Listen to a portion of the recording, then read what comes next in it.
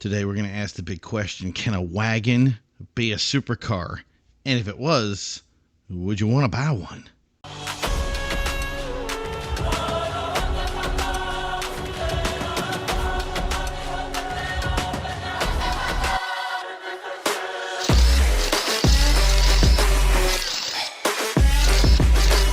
Hey everybody, welcome back, and I am your host Primo, and we're talking about a controversial topic. Apparently, I made a Did You Know, which was one of our favorites, our most popular little shorts that we do, but I made one that talked about supercar wagons and kind of played on the results that we got from some of the research that we did, and apparently you guys got out there, got a little triggered, so I'm going to discuss some things for you, bring some things up. There were some things that people got really right and then some things that people got really wrong.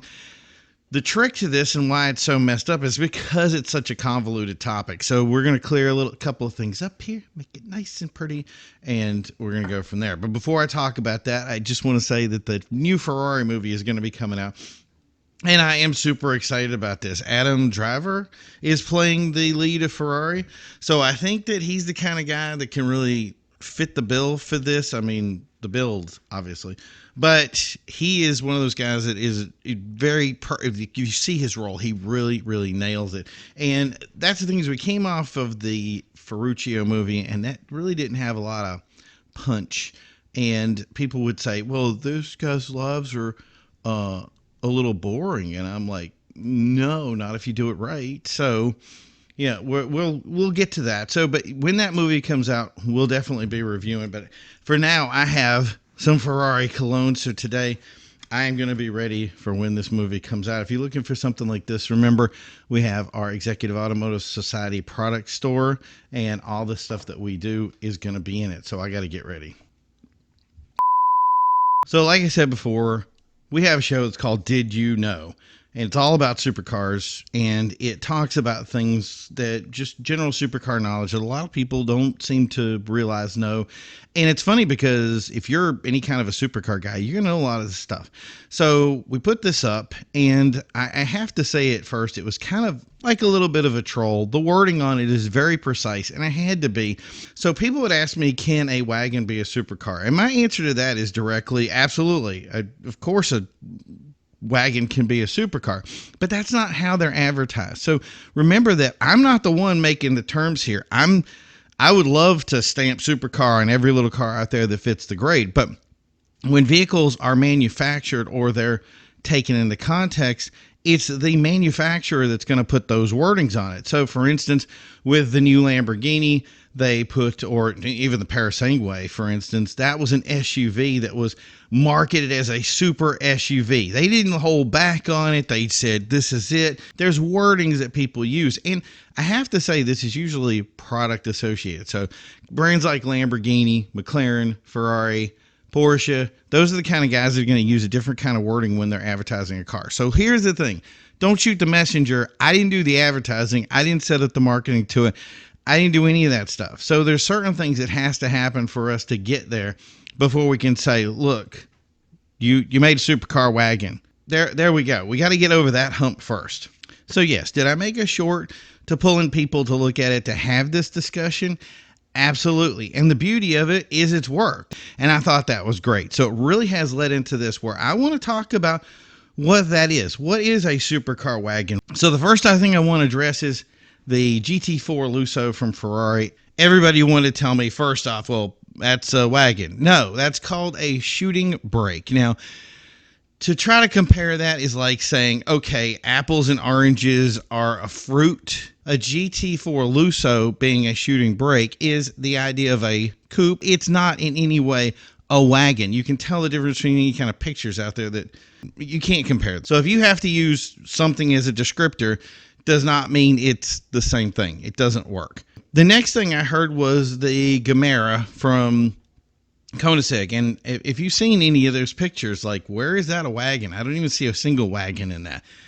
It was not marketed as a wagon. It was not, I don't know. And lastly, the word is tuning. So just because your car can be tuned and make 800, 900, 1,000 horsepower it's not a supercar per se. It's super from the aspect of you tuned it and you made the life, but the definition of it would be the manufacturer themselves saying, by the way, we built this car. Now, that doesn't apply obviously to all cars in some respects. So if you buy an Aventador and you slap a exhaust on it, or if you buy a Huracan and you do a twin turbo kit on it, that's fine. That means you tuned it, you make a lot more horsepower, and everybody's going to appreciate your 1,200 horsepower. But the car started out a supercar. But if you take a Honda Civic and you say, hey, I'm going to make 1,000 horsepower of this car and, shoot it down the track, or, break records on the racetrack, yeah, that's really cool. But there's an argument about whether that's going to be a supercar from the fact that you tuned it or did come in from the factory that way. And don't take it personal. Just because you don't have a car that isn't marketed from the manufacturer as a supercar does not mean it's a bad car. There's a lot of cars out there. For instance, a Mercedes S65. Yeah, that's a lot of people would argue that's a supercar that can outrun a Ferraris and other things, but it's not marketed that way. It's marketed as a luxury sedan, if you want. And I even like the word uber luxury because that's just the way it goes with Bentleys and Rolls Royces. So let's not mix the two together. The other thing that I wanted to pull up is the wording on the video was very selectively done as a manufacturing side thing. And brands like Alpina, AMG, Audi Sport, the old Rentec stuff, that's something that's considered an aftermarket process. In other words, that car came from the factory. It was not made to be this way. Somebody else took it, upgraded it, and then threw it out to the public. So for instance, again, back to the S600, you had an S600. That was the actual model that was produced, and the one that we got that was so cool was the S65 AMG, which was the true killer. In my opinion, both cars were really good. I do want to go over some of the wagons out there that really do fit the bill of a supercar. What I want to do here is I want you guys to really say, hey, you know what? Maybe we need to change this naming convention. Maybe we need to say this is a supercar and get the manufacturer to produce something that's a supercar. And I'll tell you one company that really needs to jump on this wagon from the very get-go. So first up on my top list of awesome supercar wagons is going to be the Alpina BMW B5 bi-turbo Touring. Now, the beauty of all these wagons is they have names that are super long, and I'll probably never remember most of them. But here's the concept for that one is 4.4 liter twin turbo V8, 608 horsepower, 590 torque, 8-speed ZF transmission.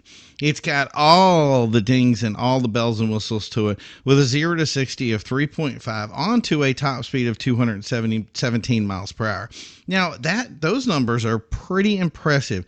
But the funny thing is as it comes to power, these things need torque. So the reason I didn't put it really high up on the list is because the torque on this car really doesn't really get you, and that's really where it gets pounded at. It's at 0 to 60. It needs to be able to perform everywhere, and that's the problem with wagons is they're big heavy boats and they're not going to be very good on the track. So that's what I want to have these cars. If you're going to say you're going to be the top dog, you got to hit all the bells and whistles, and the Alpina B5 did a great job of getting there. Just it really didn't put it over. And that's again Alpina, which Alpina doesn't do anything with BMW anymore, which is, they had the long years and years and years and years and years they worked together, and I don't think that they're doing anything together anymore, which is a sad fact.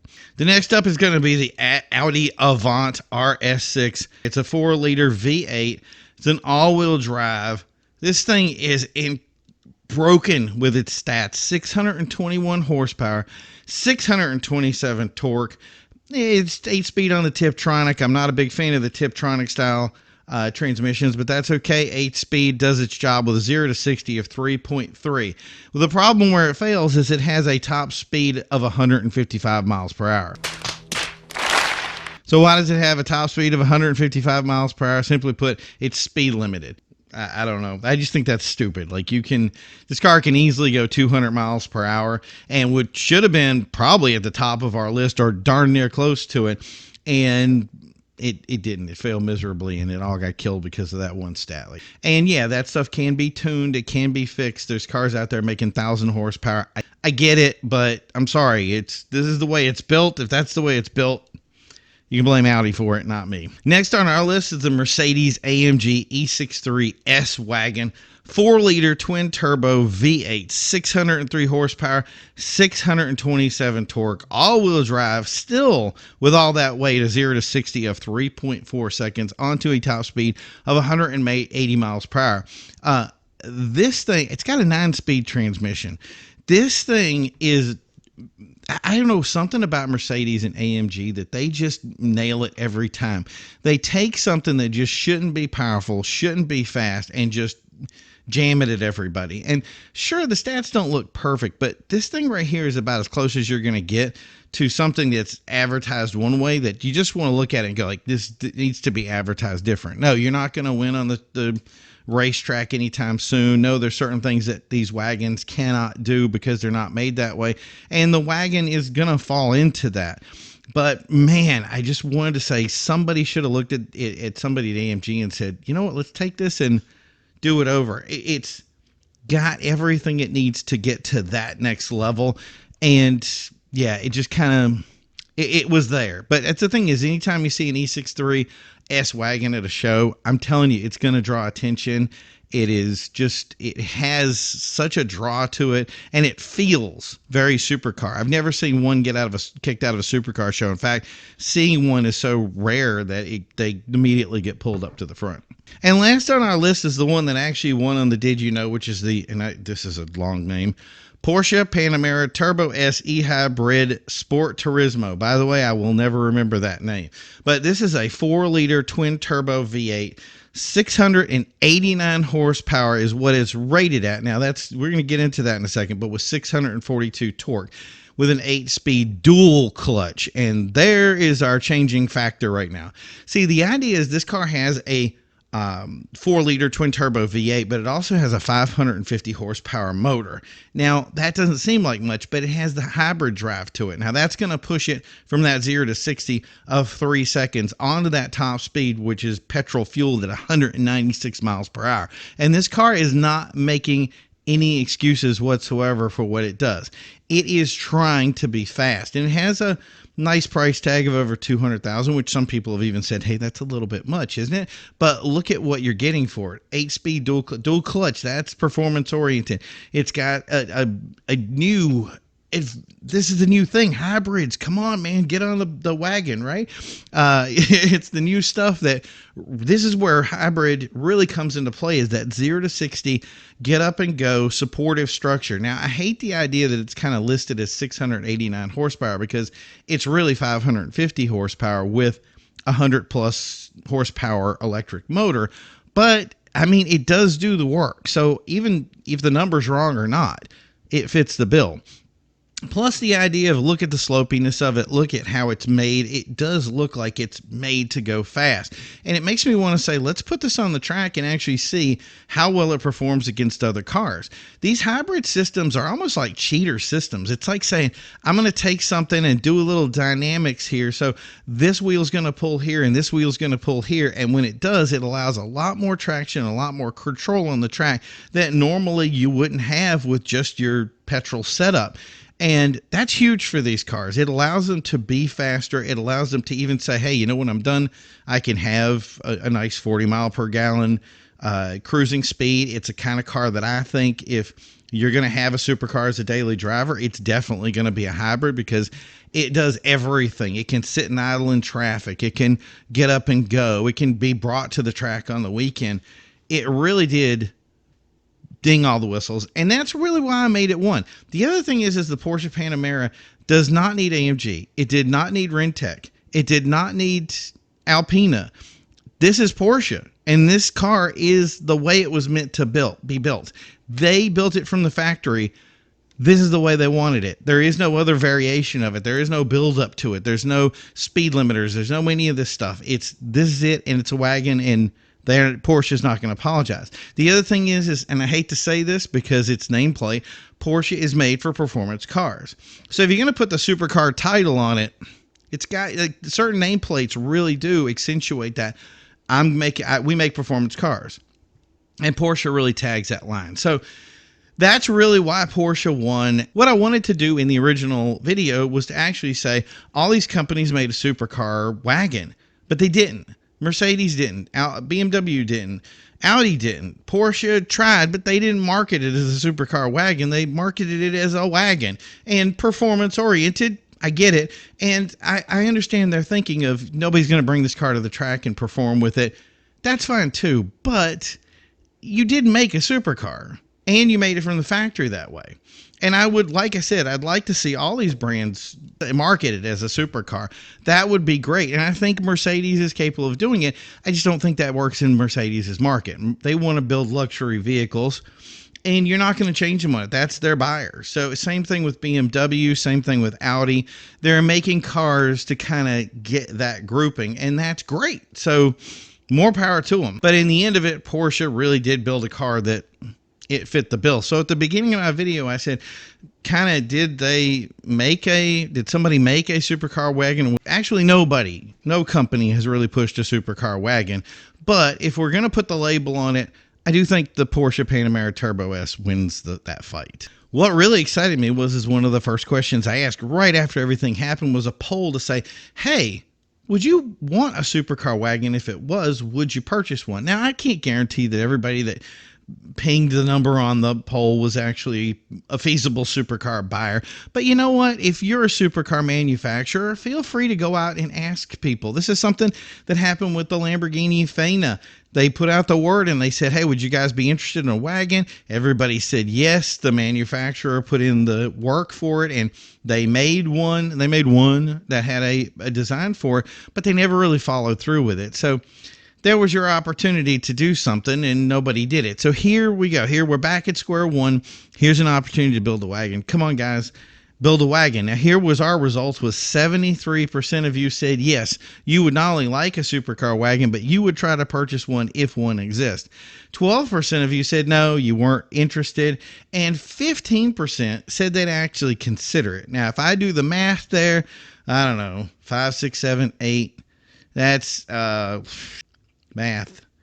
88% of you wanted a wagon or would consider one. Like, that's a big number. That's almost 90%.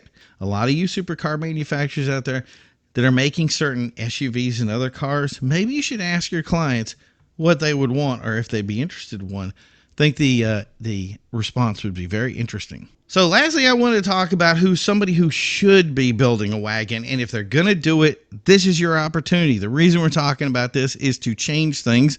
Let's get everybody on the program. Alfa Romeo. I know you build supercars.